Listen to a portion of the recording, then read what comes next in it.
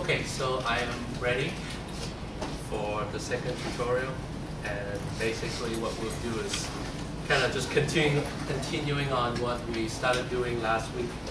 Okay, just to follow the schedule more or less, and go over things from the book, or to answer any questions you might have from the lecture, and furthermore do a few problems from the book or from the Connect homework.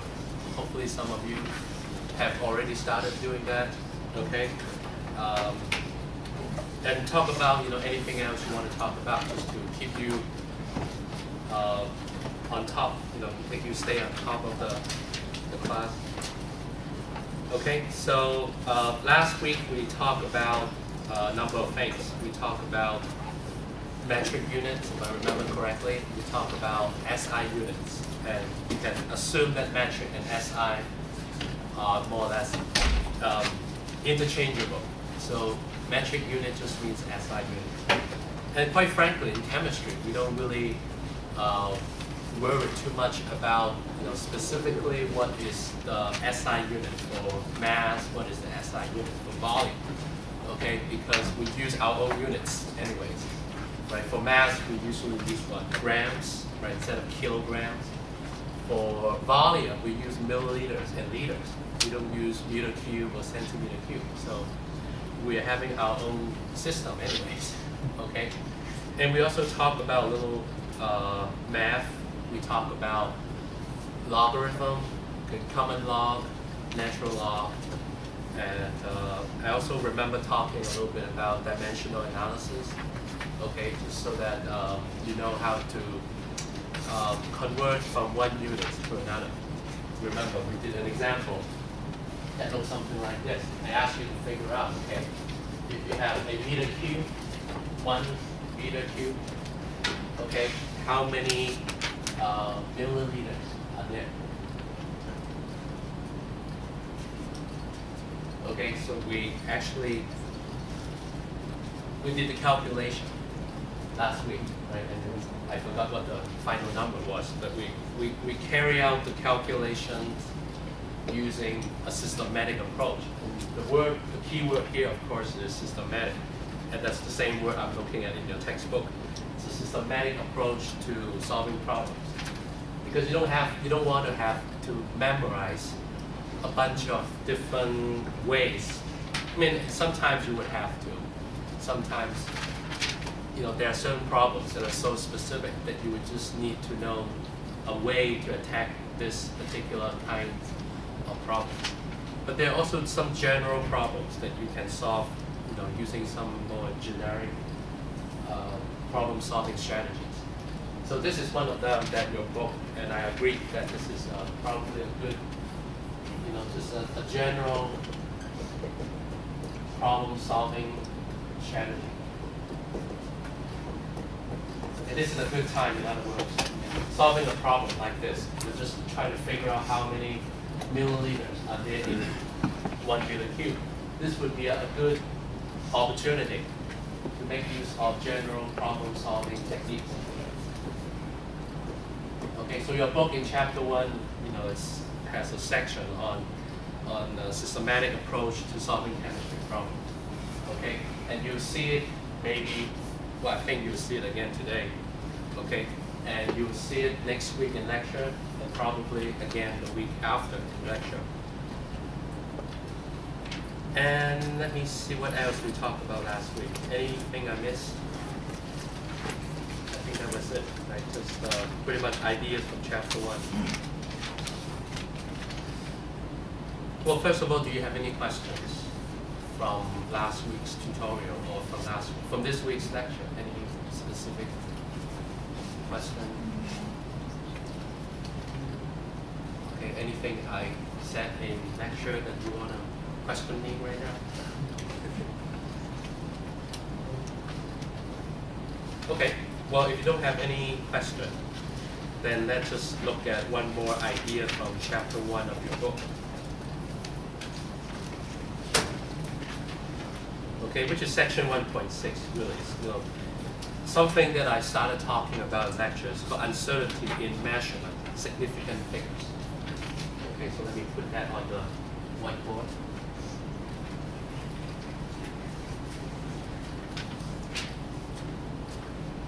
So it's called uncertainty in measurement.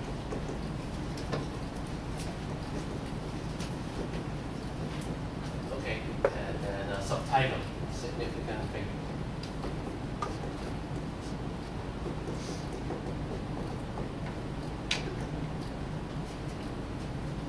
Okay, so this is actually, towards the end of chapter 1 of your text. Okay, and let me see.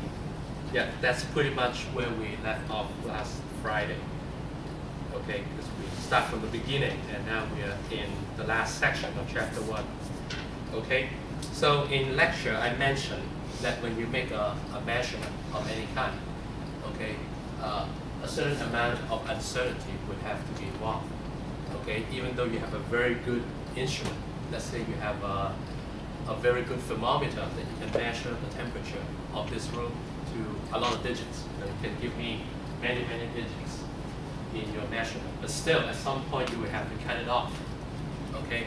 I mean, theoretically, it's just not possible to have absolute certainty in measurement, right? So even though you have a very good instrument, you will still have to deal with these so-called random errors. So I mentioned random errors in lecture. Okay, so that's why when you, let's say, report the temperature in this room, let's say in degrees Celsius, okay, 24.6 degrees Celsius. Okay, you also should report plus and minus, whatever. Okay, and this number has to be the same unit as this number, which is pretty straightforward, right? You cannot have 24.6 degrees Celsius plus and minus 0.1 something x. Okay. Have to be consistent. But this 0.1 gives you what? Gives you an estimate of the random errors. Okay? Now, I wouldn't go as far as saying, okay, here's the temperature in this room. Temperature equals to 24.6 degrees Celsius. And then start sketching the normal distribution curve. I wouldn't go as far as doing that. Because what? Well, because we also have to deal with some limitations as far as the number of repeated measurements. Okay, we can only repeat the measurement a finite number of times. Well, in that case, do you remember what this distribution will reduce to? Okay. 3 numbers? Yeah. If you have only 3 measurements, you would have maybe one measurement here, one measurement here, one measurement here. You will have something a lot less than the normal distribution. Okay, you would have just finite measurements, or maybe you said, okay, I'm going to make my measurements, 20 different times. So we have 24.6, 24.5,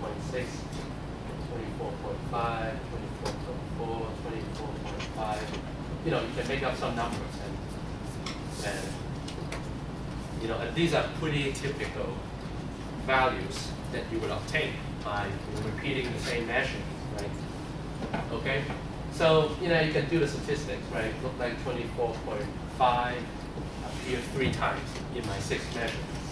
So you would have a, you would have a peak here, and so in other words, the mole, statistically speaking, this is the mole, MODE. Okay, and then 24.4, you would have 2 measurements of that, or 2 determinations of that, and yes, so you don't have anything over here. But anyways, this is not a normal distribution. You just ignore the original curve I sketched. You just look at these data. This doesn't look like a normal distribution, right? Okay? In fact, all we are saying is that if we do our job, okay, if we do what we're supposed to do, then we don't have to worry about ever, trying to fit the data in a normal distribution, because there's no need. Okay, we know that there's no way we can produce enough data so that the data would, give you the perfectly formed normal distribution curve. But as long as you do a reasonably good job, repeating the measurements multiple times, and be able to figure out the statistics on your measurements, okay, then you can still report your measurement in this particular format, which is going to give people an idea, okay, you're only going to take a claim that, okay, the temperature will be around 24.6 degrees Celsius. But it could be 24.7, okay, or it could be 24.5. I just don't know. But it will be, within that range of temperature, okay? And what I'm suggesting also, for those of you who are not particularly familiar with this, you can look it up. It's called T statistics, okay? The lowercase t, and then followed by the word statistics. Look up T statistics. It's not in your book, unfortunately. I think it should be, but it is not. Okay? And just kind of read about why people use T statistics. It's specifically because that we will not worry about the normal distribution. Okay? We're not going to worry about collecting infinitely many data points in order to make a normal distribution, which looks like a perfectly formed bell curve. All we care about is collect just enough data so that we have something that is reasonably well behaved and something that resembles normal distribution. Okay, and that's called T statistics. And what we'll do is, this number right here, we're going to calculate using T statistics. And I'll mention this in lecture next Monday. Okay, just to wrap up the topic on experimental design and experimental uncertainty. Okay, so this number will be determined by not the Gaussian or normal distribution. Okay, this number will be determined by T statistics. It will be a little something like the normal distribution curve, but it would be exactly the same. Of course, if you're interested in the specific differences, you want to really notice the theoretical, how the equations are different in these two different types of statistics, then you feel free to look these up. Okay? Now what about the significant figures, which is actually mentioned in your book? Okay, what is that about? Because this is not significant figure. I mean, it's kind of, but not exactly the business of significant figures. So for those of you who've read the book or you remember it from your high school course, okay, what is the meaning of significant figures?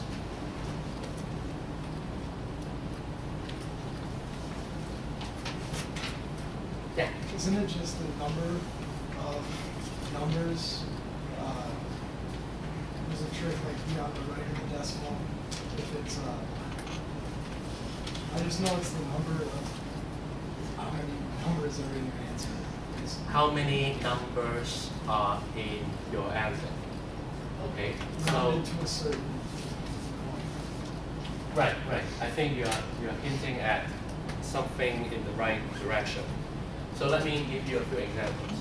Okay, so let's say once again I want to determine the temperature in this room because it's getting too cold. Okay, so I want to know exactly what the temperature is. So I do several measurements. I do one and that result in 22.3 degrees Celsius temperature. Okay, and then I measure it again, 22.3003, and then I do it one more time. Okay, this time I have 22.31, something like that. So I measure it 3 times. And you probably wonder, how come I get different digits in 3 different measurements? Okay, the most typical response would be that you use 3 different measurement instruments. If you have 3 different instruments, each instrument will have a different number of digits, right? Will give you a different number of digits, and that's how you end up with 3 different measurements like this. Because if you keep repeating using the same instrument, you shouldn't have different digits, right? But I think what you are trying to tell us is that this one, and this one, okay, even though they are all temperatures, okay, they have different number of significant figures. Okay, they have different number of significant figures. Which one has the most? Okay, so this pen is no good. So they have different numbers of significant figures. Okay, and which one has the most number of significant figures? The second one. Yeah, this one, the one in the middle. Right, how come this one has the most number of significant figures? Most digits. Well, how do you count the digits? That's what I'm trying to get you to tell me. Yeah, it has many digits, right? But how do you count? After the decimal point. Always after the decimal point? What if, well, there are the 2 and 2 in front of the decimal point. They don't count? Start from the left. First, start from the left, okay, that's a good idea. Right. Zero. Start from the left and then count to the right, okay? Which digits, which numbers do you include as a significant figure? Well, I guess in general. Because, okay, let me rephrase my question. Let me make it even more clear what I'm trying to get you to tell me. So we have, these digits, right? 0, 1, 2, 3, 4, 5, 6, 7, 8, 9. That's it. Okay. So these single digits. Okay, which of these are significant? No. No. 1 through 9. Okay, these are guaranteed to be significant. Why are they guaranteed to be significant? Because they always tell you something, right? It doesn't matter if the digit is 1 or 2 or 4 or 6 or 9, okay? Every digit from 1 through 9, they always tell you something, okay? Because if I tell you it's a 2, it cannot be a 3, right? It's simple logic. You know, if I tell you, okay, the temperature is 22, then it's not 33, it's not, 45. So that's why these are significant digits. Now 0 is the only digit which is somewhat, problematic, right? Because if I add a 0 in front of the 22, does it make the number any more different? No, right? So, but mathematically, it's perfectly fine if you write a 0 in front of 22. But it's, the decimal point is what matters, right? It tells you, okay, this is this is 1, this is 10, so it's 22. The 0 here does not mean anything, even though you're allowed to put a lot of zeros in front. Okay, so that 0 is useless. Okay, but what about the zeros over here? Okay, you got 2, 2, decimal point, 3, and then you see a 0 here. Do we count the 0 as significant? Yes. Okay, why? Because it gives you a value for the 30. Yeah, because this number in this 0 here, in this case, actually has a meaning. Right? The 0 in front has no meaning. But the 0 here has a meaning. Why? Because if I keep looking, there's a non-zero digit here. Okay? Which means that, well, this is 22.3003. And it's not 22.3113. These two zeros, therefore, has meaning. Okay? So when I asked you the very first question, okay, which of these 3 measurements has the highest number of significant digits or significant figures? Yes, I'm using these 2 interchangeably. Significant figures and significant digits. They are the same thing. Okay, when I asked you, okay, which of these 3 numbers has the highest number of significant figures, you answered the second one. Right, so I count, okay, this 2 here is non-zero, so it's significant, definitely. It's guaranteed always.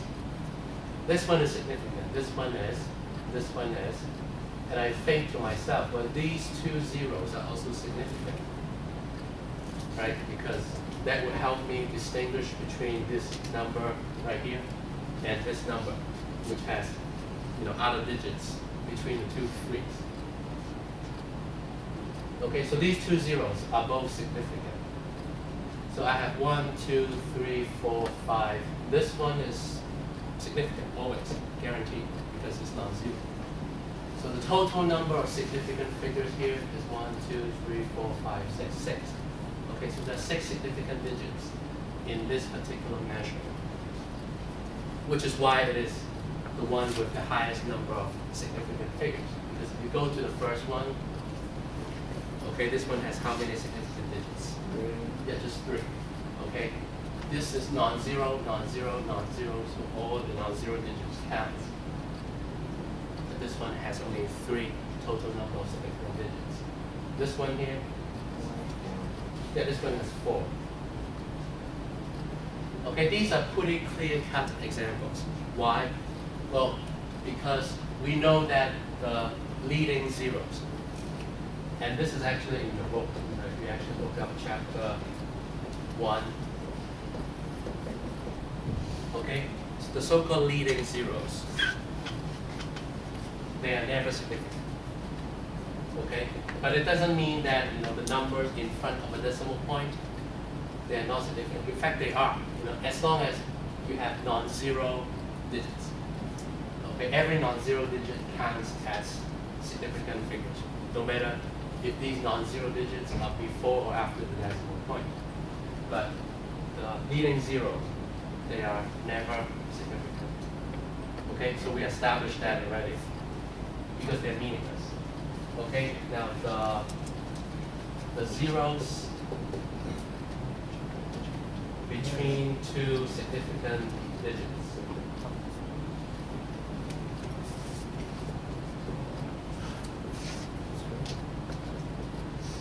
Okay, so in this example here, there are some zeros between two significant digits. Are always significant.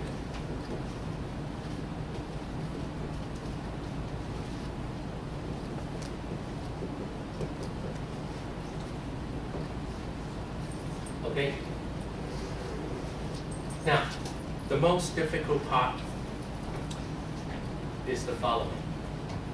The most difficult aspect of this to understand is the following.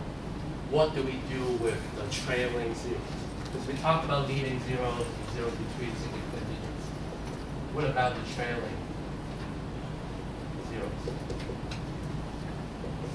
When are they significant? Okay, so let me erase these and give you another example.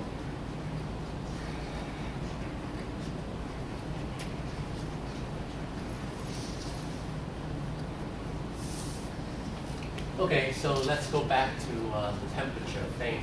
So it's 22.000. Okay, should these 3 zeros over here, these are trailing zeros because these are zeros after the last non-zero digit. Okay, that's what I mean by trailing zeros. Okay, take a look at the number and notice the last non-zero digit, which is in this case the 2 in 22. There are a bunch of trailing zeros. Should they be significant? Or should they be counted as significant? It depends on what degree of accuracy you're trying to display. Right. Okay. Some of you said yes.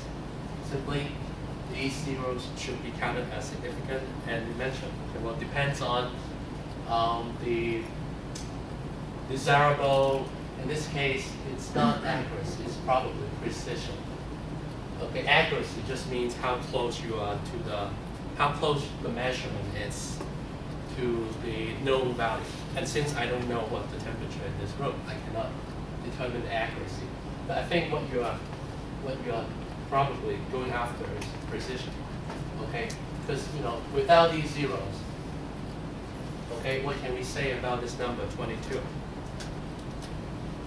Well, that means the temperature is 22 degrees Celsius. Is it 22.1 or 22.2? 22.3 or 22.4, or maybe we can even go down by 21.9, 21.8, 21.7, 21.6, or even 21.5, depending on how you round off. All these numbers can be rounded up or down to 22, right? So that's the problem. if you just leave your measurement as 22, then all of these values are probable, right? Whereas if you put a few more zeros in your measurement, okay? So let's say your instrument is good enough to help you determine the next 3 digits, okay?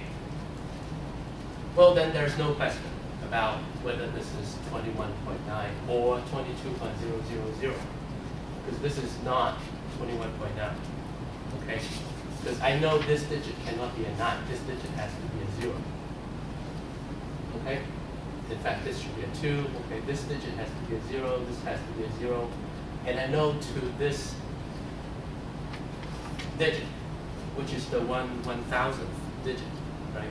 I know to the, as a fact, that even up to this digit, I should have a 0, okay? So which means that, comparing 22 and 22.000, this one has more significant digits. Okay, this one actually has 5 significant digits, and this one has only 2. Okay? So what are we going to say about these trailing zeros? Should they be significant? Yes. Okay, trailing zeros are significant. And here's the part that's most confusing. Okay, so trailing zeros are meaningful, but they're not here just to fool you. I mean, if you can measure the temperature to this degree of accuracy, to this degree of precision, let's be very clear. Trailing zeros are therefore significant, except, okay, except when they are used as placeholders. Okay, so what is a placeholder? Well, let me give you an example of a placeholder. Let's say 35,000. Okay?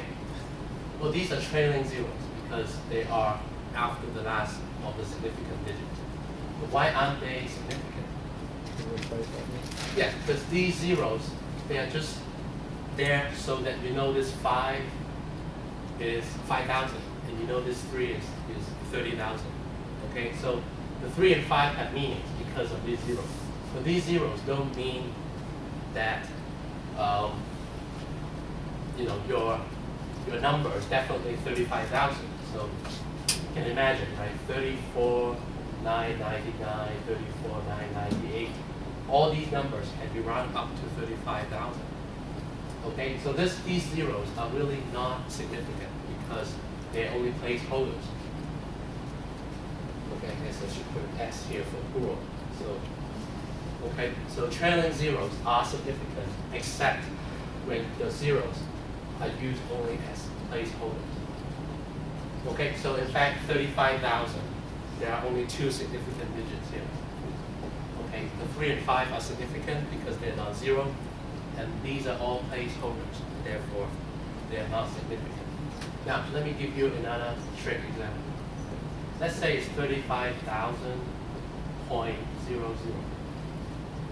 How many significant figures are here? 7. Yeah, actually now we count these zeros because they're no longer placeholders, right? These zeros tells you that, okay, well, the only thing that you can claim about this measurement is that, well, if I have 35,000.01, okay, 35,000.02, these numbers can all round down to be, 35,000.00.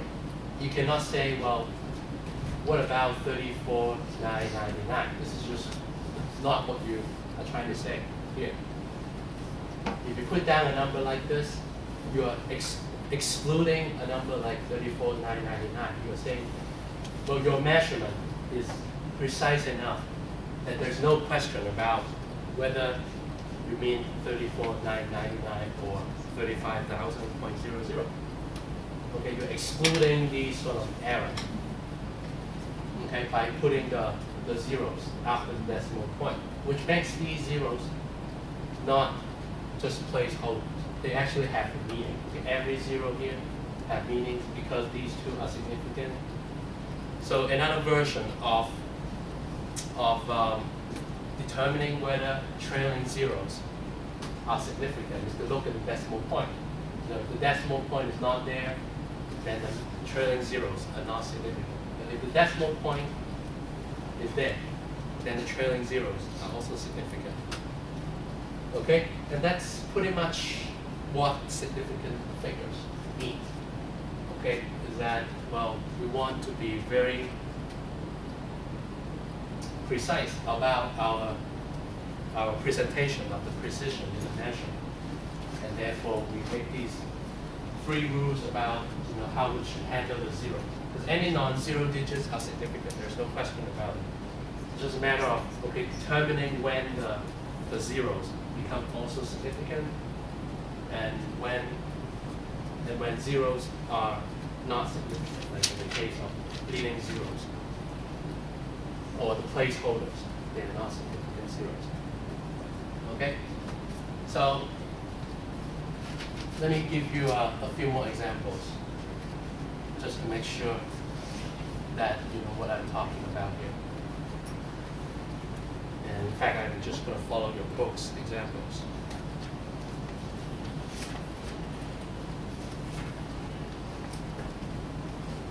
Okay, so got a few over here.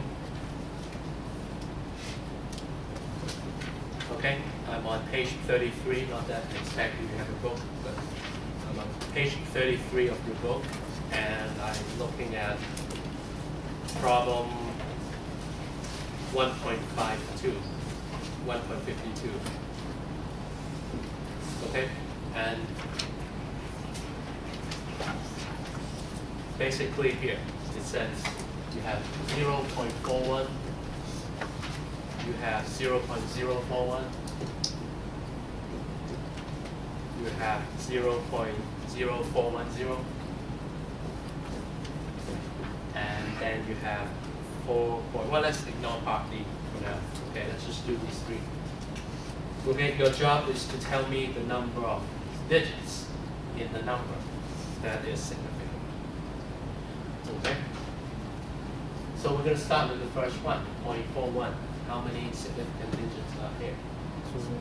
Just 2, right? This is just a placeholder. In fact, you don't have to write it. Okay, but it's in your book, so I just copy it. 0.41. So the 0 there does not really mean anything. This 0 right here, it's just a placeholder. Okay, in fact, it's a leading 0, so it's never significant. Okay, so for both of these reasons, there are only 2 significant digits here. The 4 and the 1 are both significant. What about 0.041? 2. 3? 2. 2. Okay, 2 or 3? How many? 3. 3.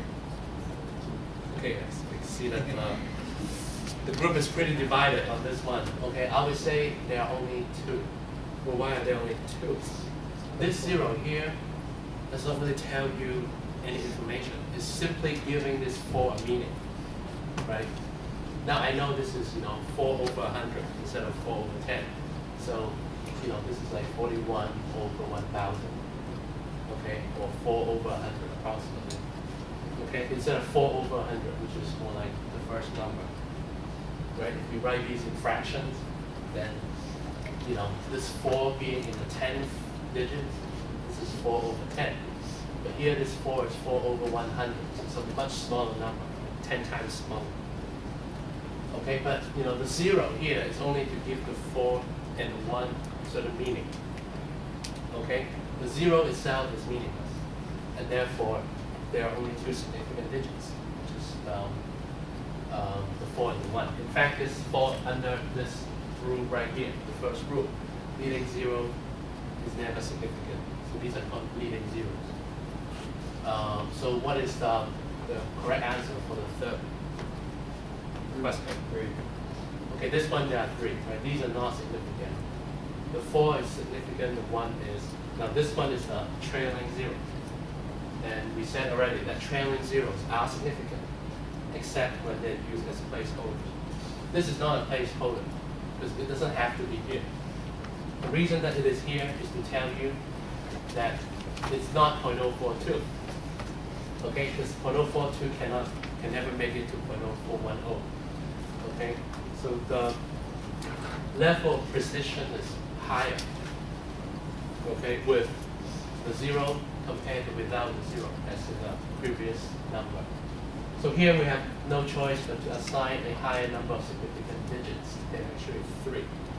Okay, so it's the 4, the 1, and the trailing 0. They are all significant. Okay, so there are two ways you can handle this sort of questions. One is you memorize the 3 rules. Okay, make sure you apply them correctly every time. As far as determining how many significant digits there are in a number. Or you just look at these numbers and decide what makes sense. Okay, there are 2 here, 2 here, 3 here. I think that makes sense. Yeah. Then would you rewrite the 0.0410 as 410.0 times 10 to the 4th? 410.0 times 10 to the 4th? times 10 to the 4. Negative Negative 4? Negative 4, yeah.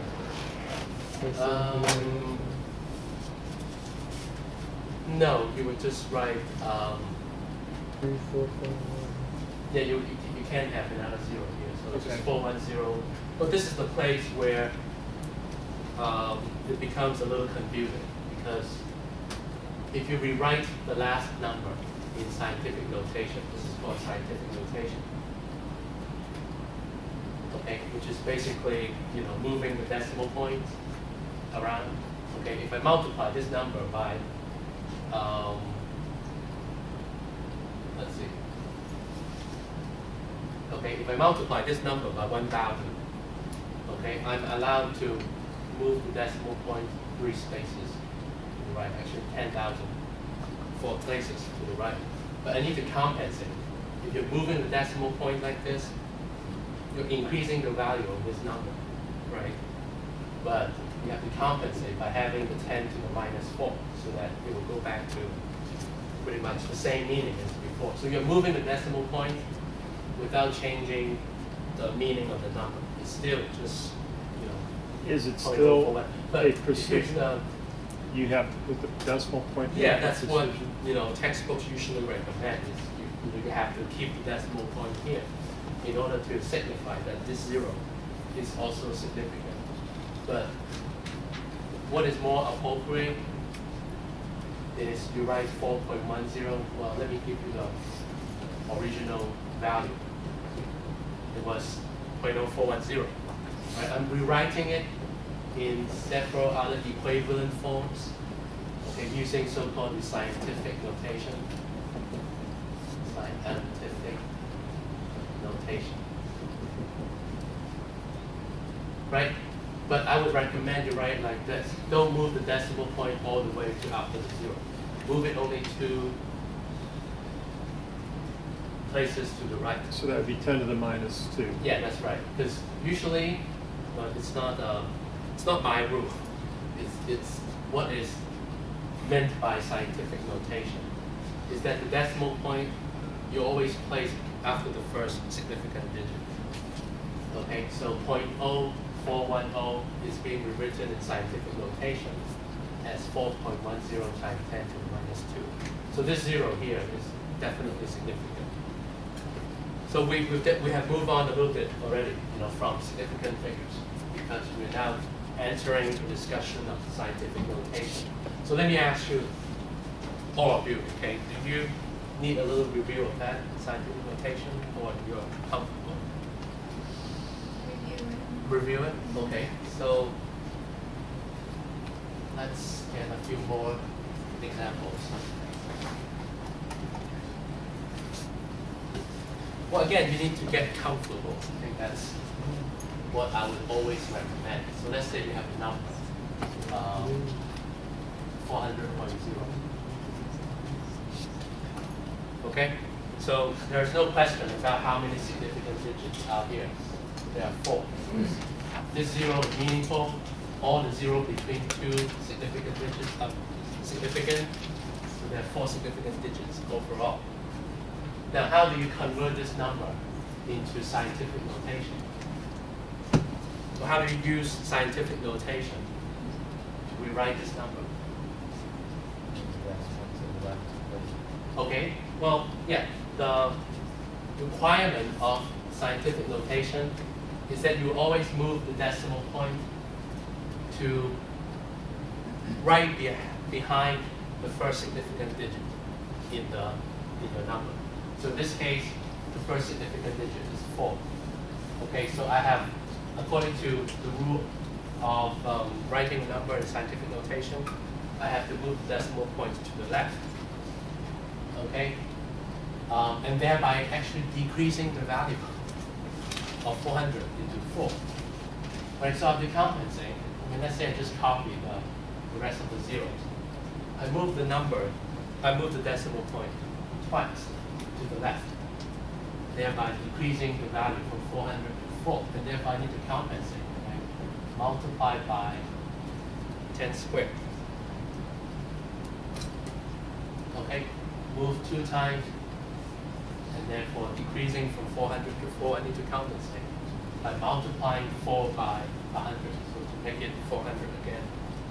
This particular format is called it's called using scientific notation. Okay, or this is the scientific notation of the number 400.0. So it's 4.000 times 10 to the second. Okay, and I guess the easy way to remember is, and whenever you move the decimal point to the left, okay, the power of 10 here is always positive. So moving to the left, meaning the power of 10 is always positive. And if you have a different example, let's say you have 0.0400, and you want to rewrite this using scientific notation, how are you going to write it? Yes, again, going to be 4.00, right? Because the decimal point used to be here. I have to move it so that it's right after the first significant digit, which in this case is the 4. So I move the decimal point and just copy the rest of the zeros. Okay, and now I need to compensate. And how am I going to compensate? Well, yeah, it's -2, right? Because 10 to the minus 2 equals to 0.01. If you multiply 0.01 by 4, it would be 0.04. Okay? In other words, I'm not trying to change the value. It's just 4 over 100. Okay? All I'm trying to do is to write it in scientific notation, which means that I have to follow the requirement of putting a number in scientific notation. So therefore, if you have to move the decimal points to the right, the power is always going to be a negative power. Okay? Maybe we can see 2 more examples.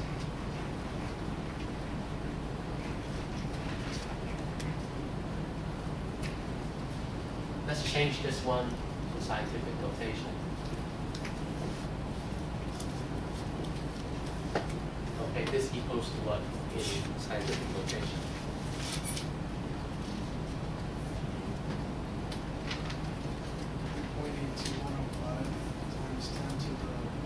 Okay, so move the decimal points in this case to the left, right? 3 times. 1, 2, 3, so that the decimal point is after the first significant digit. Okay, and then you copy the rest of the numbers. Now you have to compensate, so it's times 10 to the, moving to the left, you have to give a positive power. You move 3 times, 1, 2, 3, so it's positive 3. Okay, and if you don't trust this number here, just type it into your calculator. It will give you back the 3,821.05. Okay, what about this one? It's just 3820. How do you write this in scientific notation? 3.82. Yeah, okay, so it's 3.82. Yeah, times 10 to the, well, that's actually positive. Okay, because we're still making a move to the left. And we're still moving the decimal point to the left. So it's still a positive power. But in this case, I don't copy the 0 because this is just a placeholder. I'm not supposed to, because the 3.82, there's no 0 behind the 2. Okay, this 0 here, because it is a placeholder, it is not significant. Okay, let's do a small number, 0.0007444. Let's write this in scientific notation. Yeah. 7.44 7.44 times 10 to the negative 4. 10 to the minus 4. 4. Yeah, that's correct. Because you're moving the decimal point to the right. So the power will be negative. 1, 2, 3, 4. So it's 10 to the minus 4. Again, if you don't feel comfortable with this number, then check using your calculator. Just type in 7.44. 7.44, and then you hit the double E on your calculator. That means 7.44 exponential to what power? And then you can type in the minus and the 4. Minus 4. Okay, and then just hit enter or something. And then it will return this value to you, 0.000744. So you can at least check, make sure that you have the right value.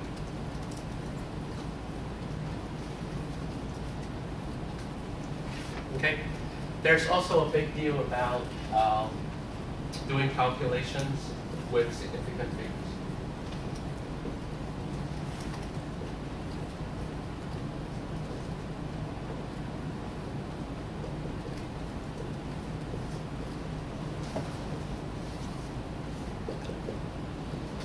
Okay, you can do a bunch of calculations with significant figures. So let's say you need to multiply two numbers, okay? And they both have significant figures being represented a certain way. So let's say you have to multiply 400 by, let's say, 2.10, something like that. Okay, so this number has a certain number of significant figures, so is this number. So when you actually calculate the product of these two numbers, okay, remember what I said in lecture, okay, the error propagates.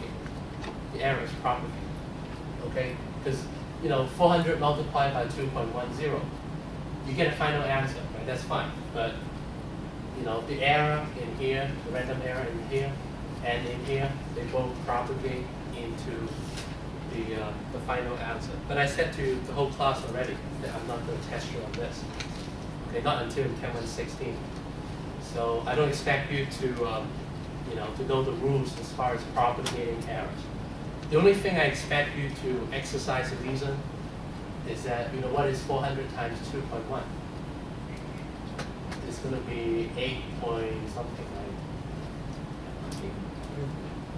840. Okay. Well.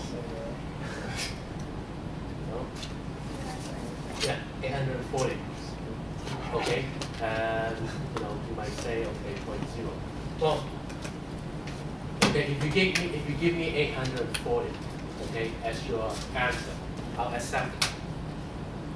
I'll accept it. Why? Well, because error from this measurement and this measurement will both propagate into the final answer. So the rule of thumb is that the error will always accumulate. Okay, so you have a 4 significant digit number and a 3 significant digit number. Okay, your end result, which is 840, cannot contain more than the minimum number of significant digits.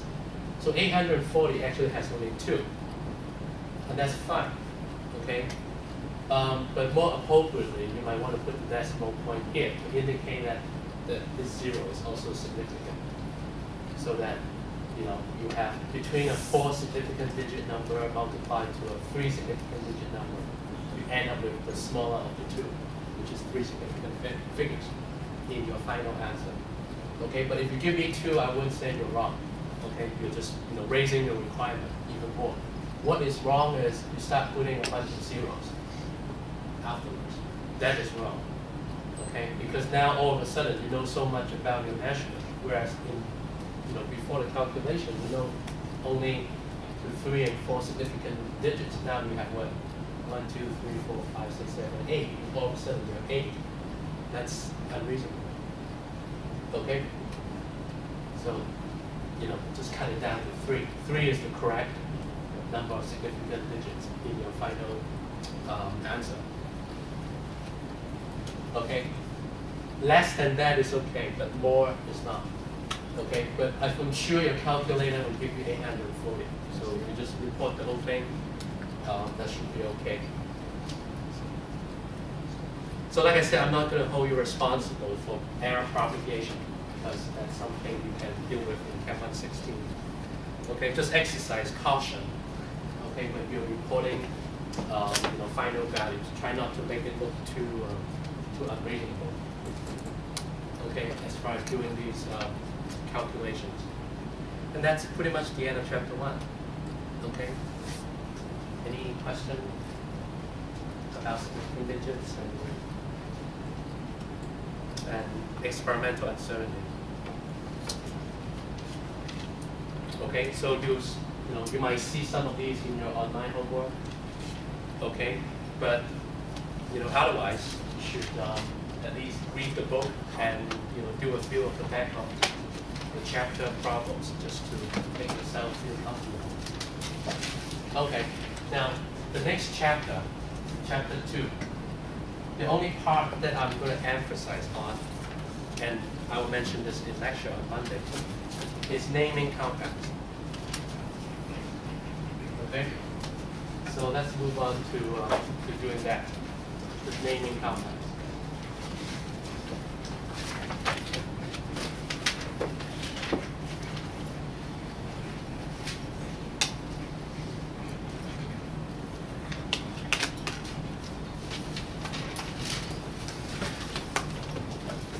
Okay, so we're in chapter 2, and there are some introductory sections giving you a rundown of basic things like, okay, when you look at, I think we went over this in class already.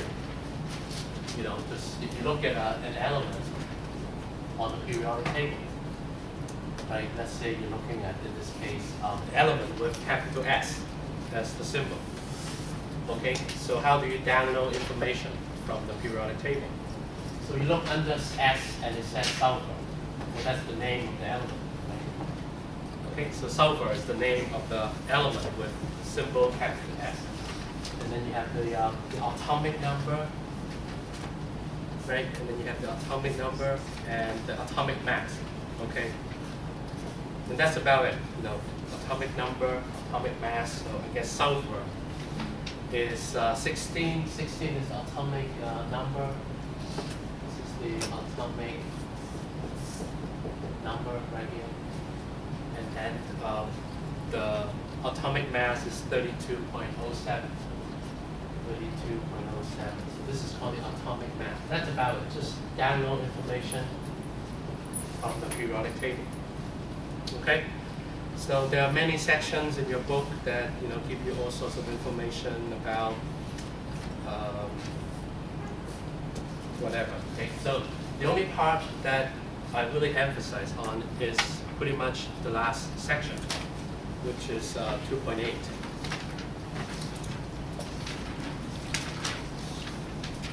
Well, there's also section 2.9, but that one is a laboratory topic. So I'll leave it up to your lab instructor to drill you on that. But section 2.8, okay, it says formulas, names, and masses of compounds. So this is the section that I want you to pay some attention.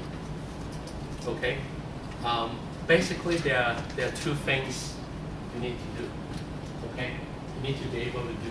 One is, okay, I'm going to give you the name of a compound, a chemical compound, and you're going to give me the formula.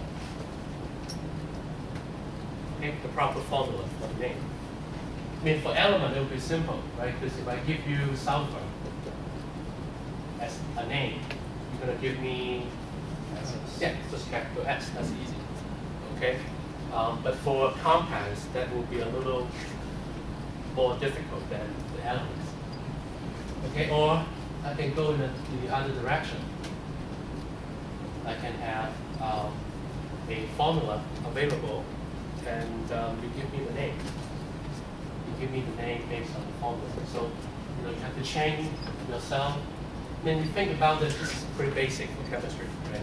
Knowing the names of compounds and be able to write the formula versus, knowing the formula, be able to write the name. This is very basic skill in chemistry. Okay, so are you ready for some examples? Okay, so let's see what the book has available.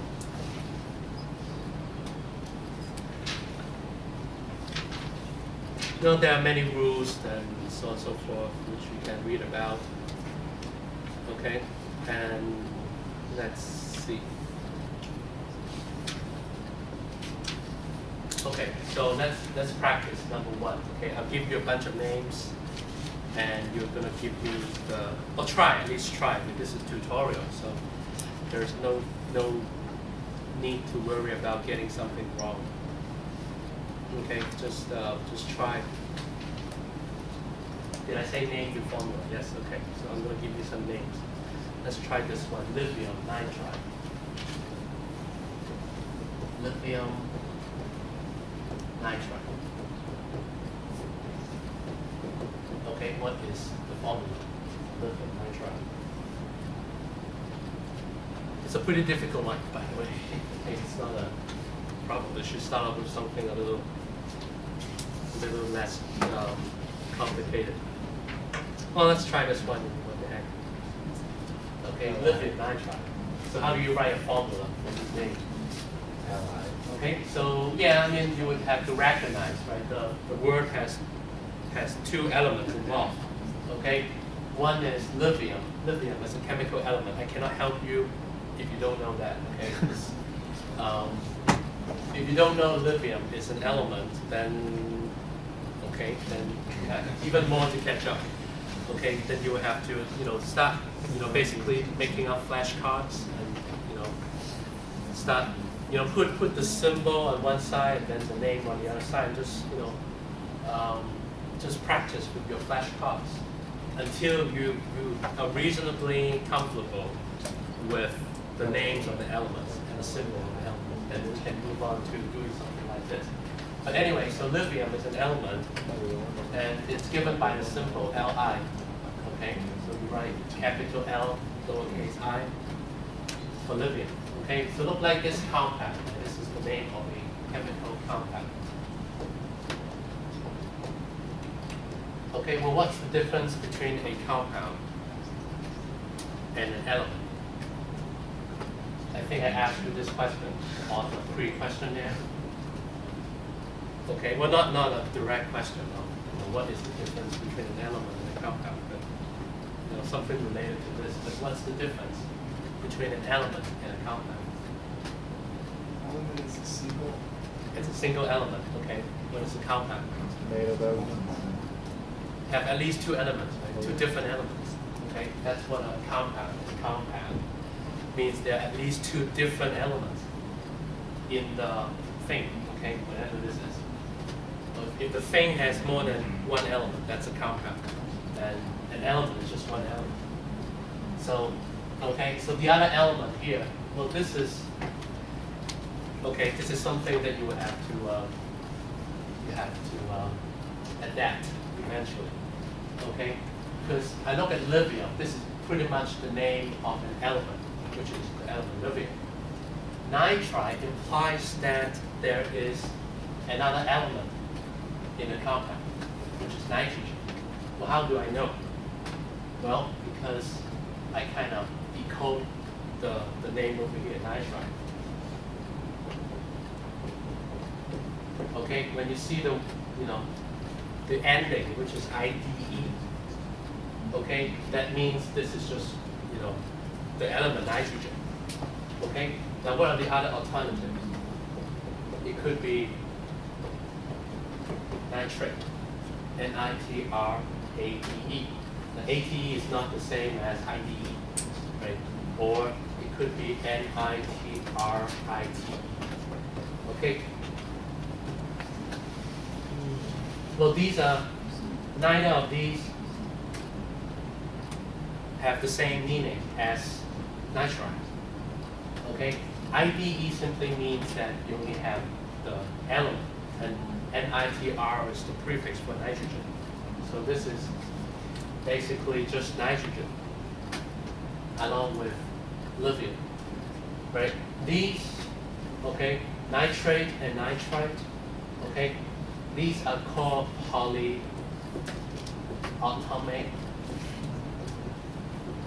ions. Okay, so there is actually a table in your book, and I'm going to give you a handout. I wouldn't print it for the whole class, but I'll upload it on Blackboard. There's a table, which is table 2.5 in your book, and I'll have a handout available. I'll just mention it as something you might want to take advantage of from Blackboard. Table 2.5 of your text on page 62 has a list of the polyatomic ions. Okay, and you will see names as well as formulas. So nitrate, I know is NO3. Okay, actually have a -1 charge. The nitrite is NO2. Okay, also have a -1 charge. Okay, so since this is not nitrate, nor is nitrite, therefore I just put the nitrogen in the formula instead of putting NO3 or NO2.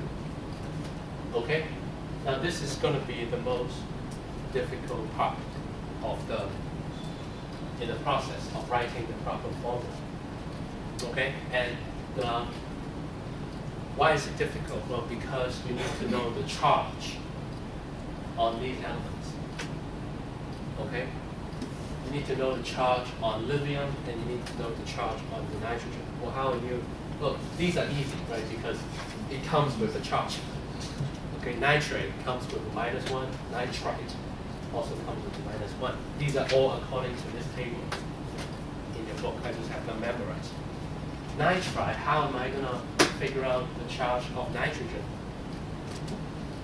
Okay, there's no charge on the symbol, capital N, on the periodic table. So how are you gonna figure out the charge of nitrogen? So valence electrons? Okay, that's a very good answer. The number of valence electrons. Okay, so let's go look at the periodic table.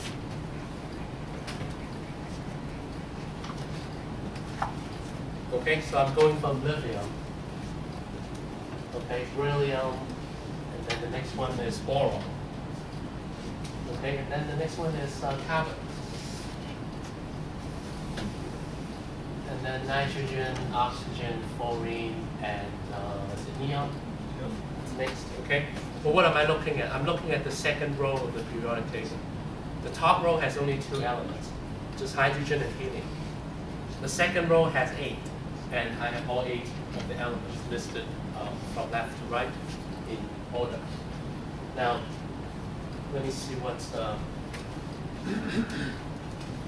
Well, here's the thing, okay? There are 2 different numbering systems, but let's say this is the one we're using. This is group 1A, this is 2A, 3A, 4A, 5A, 6A, 7A, and this is 8A. Okay, these are called group numbers. Okay, they don't tell you the charge, unfortunately. Okay, except for these 2 columns. This is actually +1. This is +2.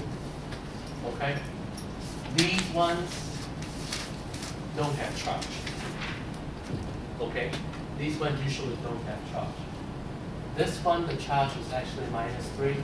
This is -2, and this is -1, and this one is 0. Okay? Well, how do I know all these things? How do I know all these things? Well, remember one day in lecture, I was telling you, okay, the periodic table has a divide line, right? There's a zigzag line that goes down the table like this. Okay, well, it basically divides out of the metals and the non-metals, right? Okay, and I explained why there are more metals than non-metals, because there are just more elements to the left of that line than to the right. Well, metals, they have a tendency to form positive ions. Okay, in fact, that's the only thing they can do. Metals cannot form negative ions. That's just the way it is with metals. So that's why, you know, lithium is a metal, beryllium is a metal, so they have positive charges. Now the non-metals, they have negative charges.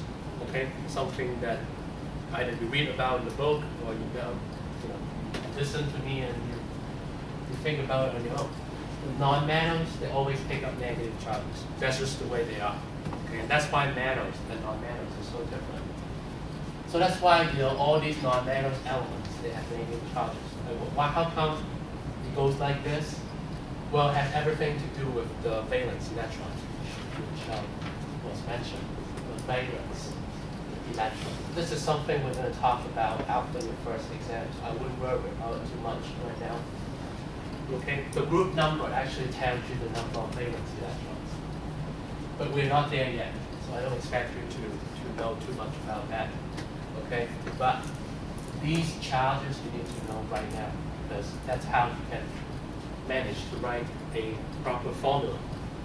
Okay, so pretty much you can just put this on top of your periodic table, because you're gonna, you know, the charge will apply to the whole column.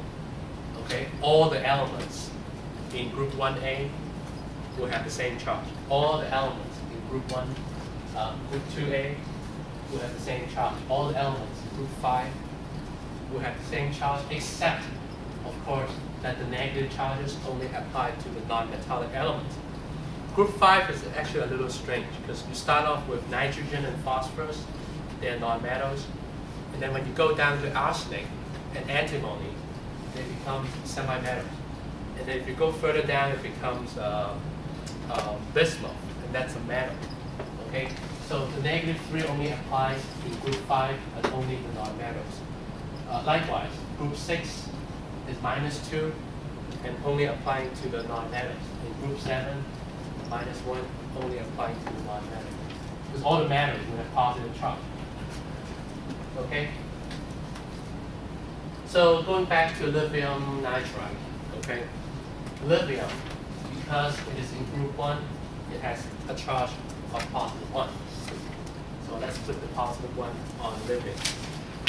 And nitrogen is in group 5, it has a charge of -3. So let's put the -3 on nitrogen. Okay? The final question we need to be asking before we can properly write the formula is that, okay, how many lithiums do I need to get myself in order to balance the charge on the nitrogen? Yeah, and we need 3. We need 3 lithium ions. Okay, this is called an ion. Something with the charge is called ion, ION.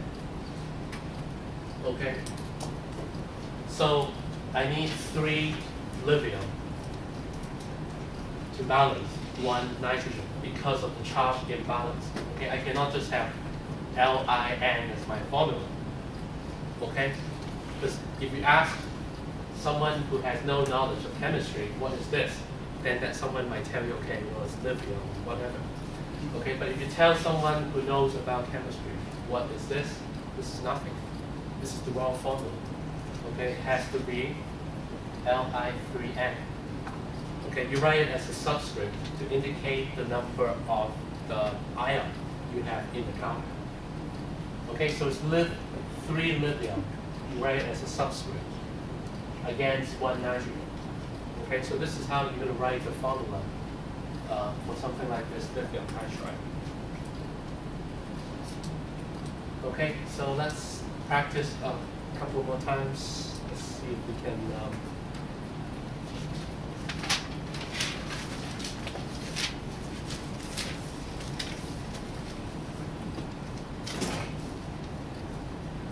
Look at something else. Yeah, problems are all over the place.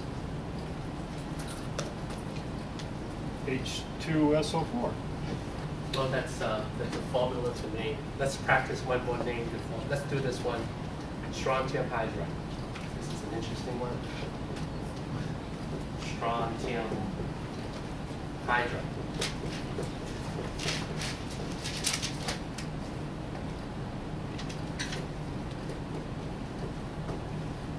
Okay, what is the formula?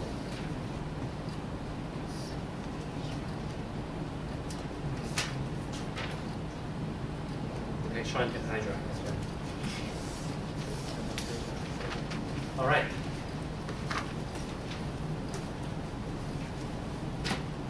Well, gradually you're going to get warmed up to the chemistry, right? Because you realize that there's a metal and there's a non-metal in a compound. Sometimes you only have non-metals in a compound. Okay, and they are being named, according to a different set of rules. But here you recognize there is a metal, there is a non-metal. Okay, so you name according to the rules that we just discussed, which is based on the charges. Okay, like you have two non-metals, like H2O, something like that, or water. Well, let's try to use a different one, like carbon dioxide. I'm sure you know what is carbon dioxide.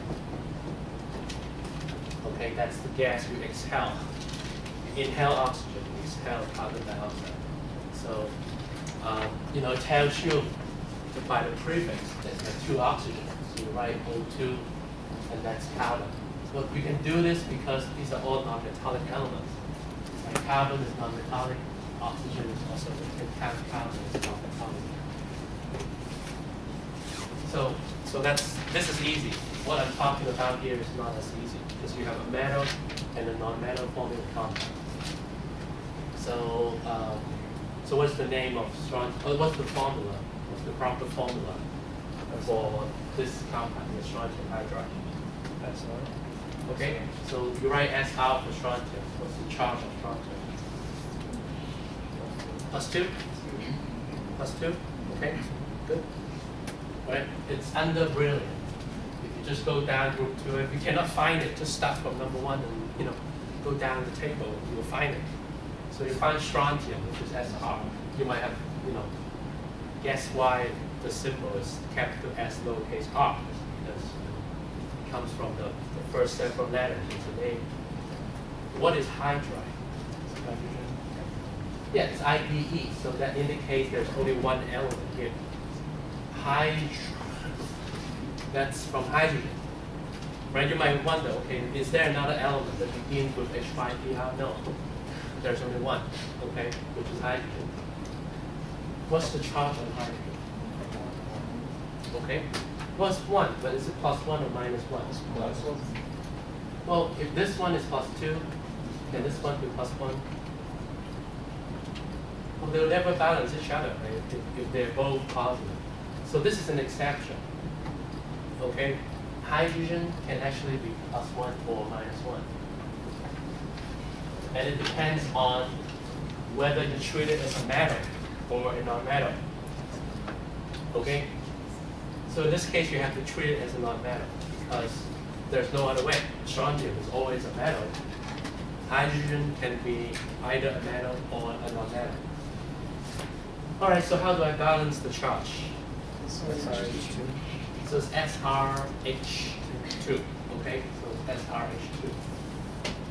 SRH2, just like, two hydrogens, each with a -1 charge to balance one strontium with a +2 charge.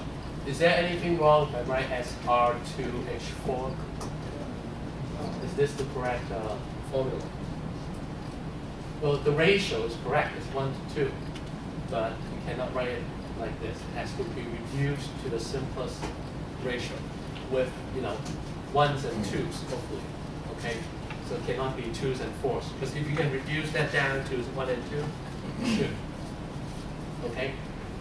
So it's SRH2. Let me see. Okay, well, to sort of tell you about the compounds with two non-metallic elements and the way that, you know, you convert from name to formula is basically to notice the number of each element. Okay, like if you have this compound.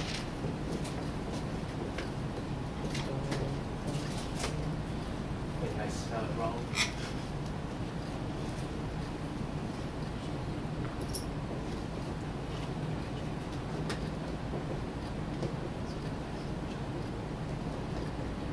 Okay, this is actually a compound which is called diphosphorus pentaoxide. Okay, so again, going from name to formula, how do you do it? Okay, well this is not a case where you have to worry about matter. Okay, because both of these elements, phosphorus is non-metal and oxygen is also non-metal. So it's just a compound between two non-metallic elements. And in this case, okay, prefix is always used, or in this case, prefixes. Okay, so di means what? Two. Yeah, di means 2. Pent is 5, so it's P2O5. Okay, so it's much easier than when you deal with a metal and a non-metal. I mean, the reason is because, you know, why are we using these prefixes for the non-metals?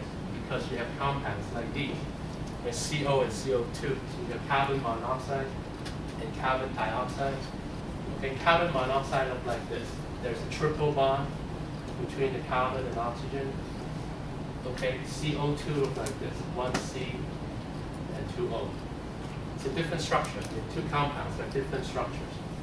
Okay? One is much more toxic than the other, right?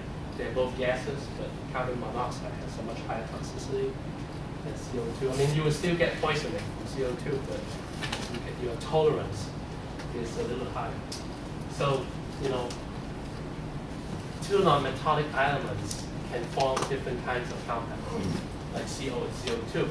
But with a metal and a non-metal, there's only one kind of compound that can form. So, The order that you wrote it, is that according to the subscript?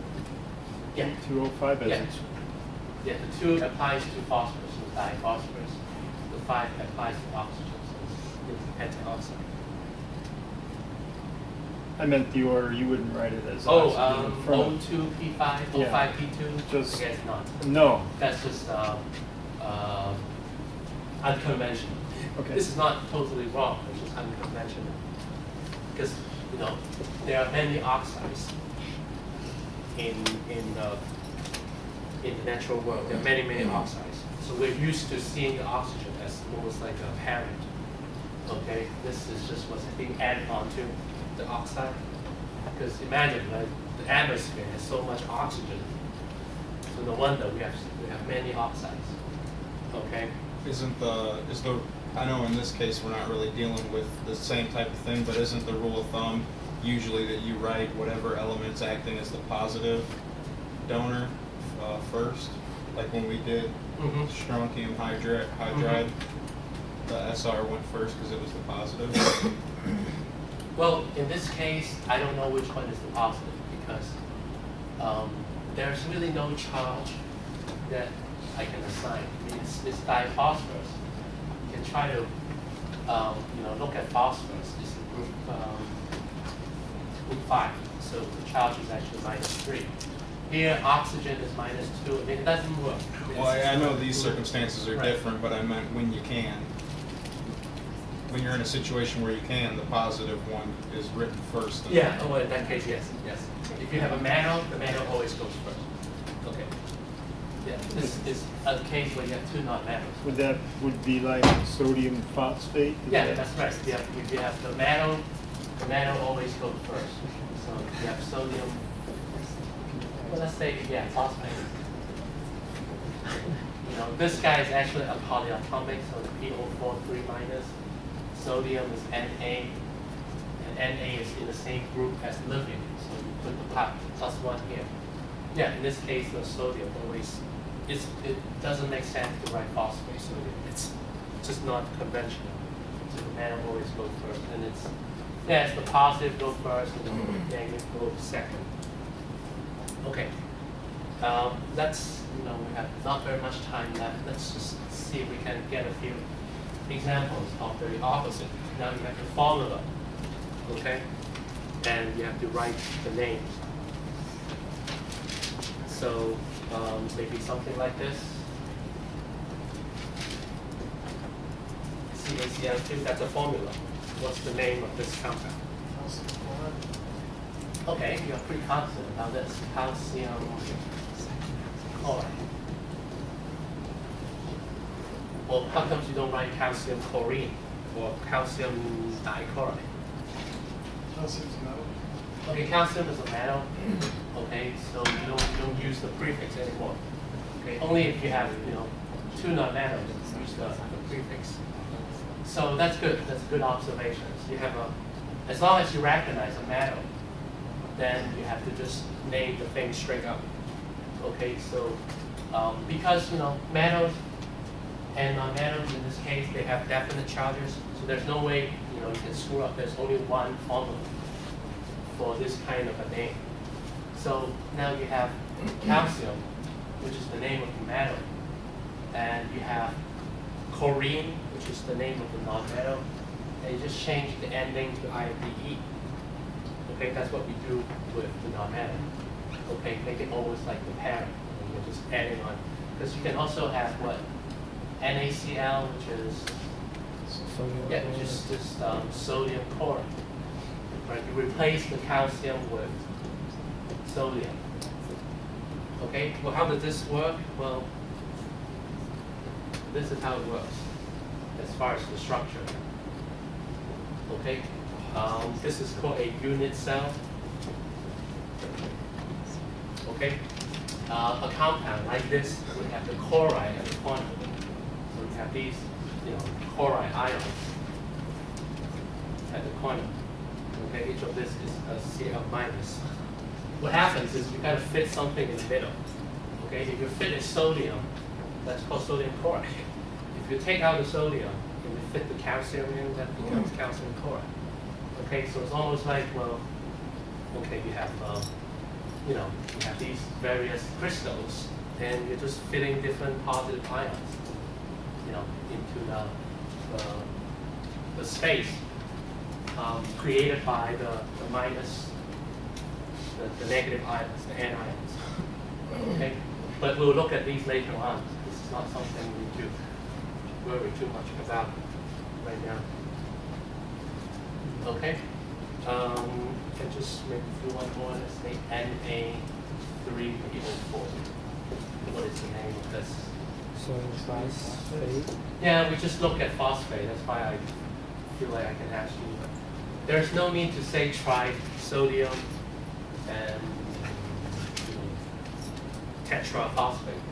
This thing has a definite charge. PO4 has a definite charge, which is -3. Na has a definite charge, which is +1. And that's why it's Na3PO4, because you need 3 of those balanced, the 3 minus charge. But when we name it, okay, we don't have to say trisodium. Because sodium has only one possible charge. Okay, there's no need to say dilithium or trisodium. Just sodium. Okay, and phosphate. That's it. So sodium phosphate. So there are, like I said, many rules that applies to many different kinds of compounds. Okay, and your book has a summary of all these various rules. Okay, so I would suggest that you go back and read chapter 2 and focus on section 2.8. Section 2.8, and just go over the rules. Make sure that you have a good command of the naming system, right? How do you go from name to formula? And going from formula to name. Don't be afraid to make mistakes, okay? if you don't get the name right the first time, figure out why. And then hopefully with some practice, you'll be able to properly name compounds and also write formulas for compounds. Okay? So I guess the last thing is for you to, kind of indicate that you're here. I have the attendance sheet from last week, so if you can just initial next to your name or add your name to the list if you're here for the first time. I appreciate that very much. Okay, make sure you sign the sheet before you go. You Okay? don't have to whisper anything. Come on, tell me. What did you say?